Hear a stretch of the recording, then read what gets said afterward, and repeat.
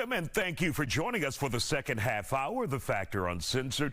The city of Houston continues to remember the late Reverend William Lawson, and tomorrow there will be one last goodbye. The church he founded in 1962, Wheeler Avenue Baptist, will be hosting a congregational service of celebration in the morning at 11 a.m. Reverend Dr. Marcus Cosby has been serving as the church's senior pastor since 2004. Tonight he reflects on the legacy Reverend Lawson leaves behind.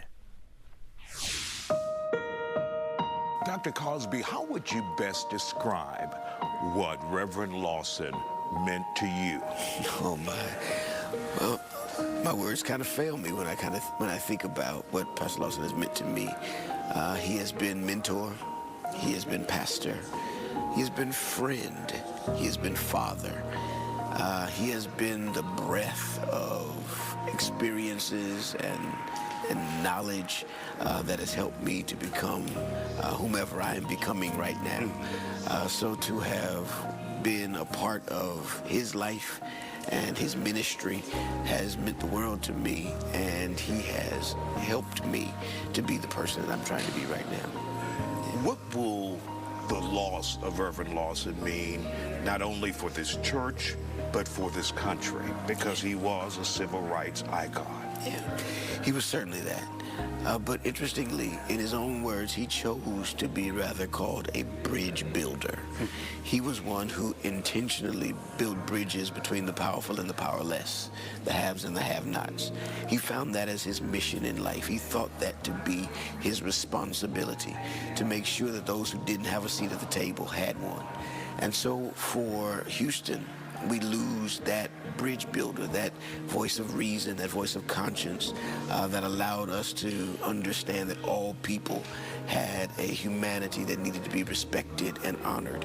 But it is likewise a nationwide loss in that all of us across this country have been benefited by the works of men like Reverend Lawson and those who worked in similar spaces as he, to ensure that no one who was maybe the marginalized or the ostracized would feel they had to be left out of the human family. When you think about Reverend Lawson, is there any story that comes to mind or one that you will share possibly during his services? Yeah.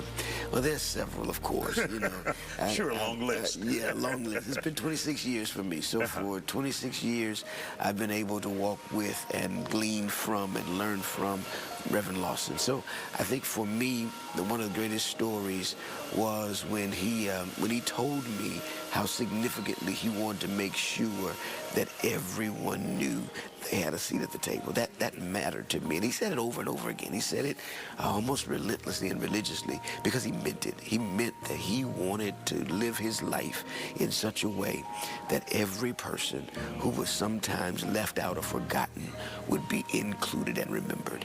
And I think those kinds of stories, there's so many others. I have funny stories. I have serious stories. I have a couple of stories when he got upset with me. So I've got plenty of stories. But I think those are the most meaningful because they impacted my life and ministry in a way that made me think about what my legacy would be and how I might likewise help people to come to a place where they understand how significant their humanity really is. Now, you became associate pastor here in '98. What was it like in 2004 when he said, "I'm retiring, now this church is yours"? Terrifying. Terrifying. Because everyone, you know, you can imagine the people who were coming to me saying, "You got some big shoes to fill. You got some big shoes to fill." I've heard that up until 2 nights ago. You got some big shoes to fill.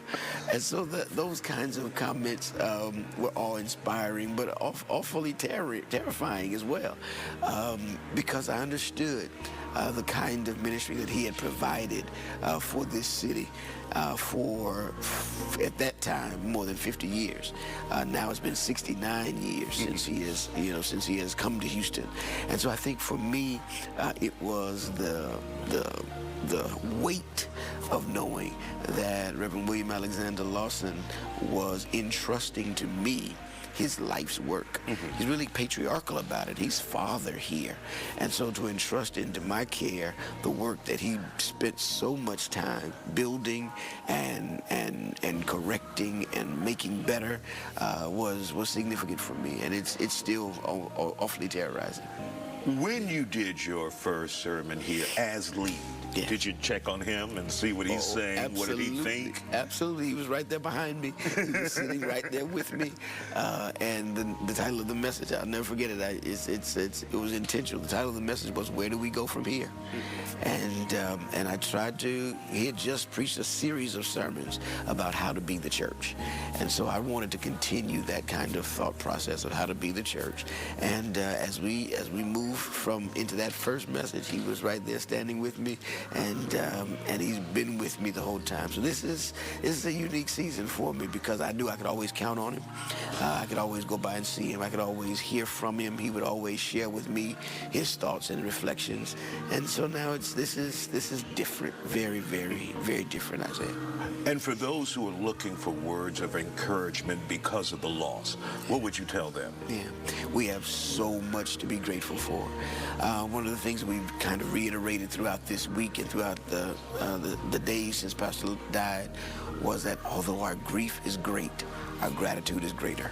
We have so much gratitude in our hearts for what God did through Reverend William Alexander Lawson and the ways that our lives have been made better as a consequence of his being in our lives for all these years. So we have heartbroken realities, no doubt. Our hearts are broken, but we have so many more reasons to give thanks to God for giving to us such a gentle giant as the Reverend William Lawson.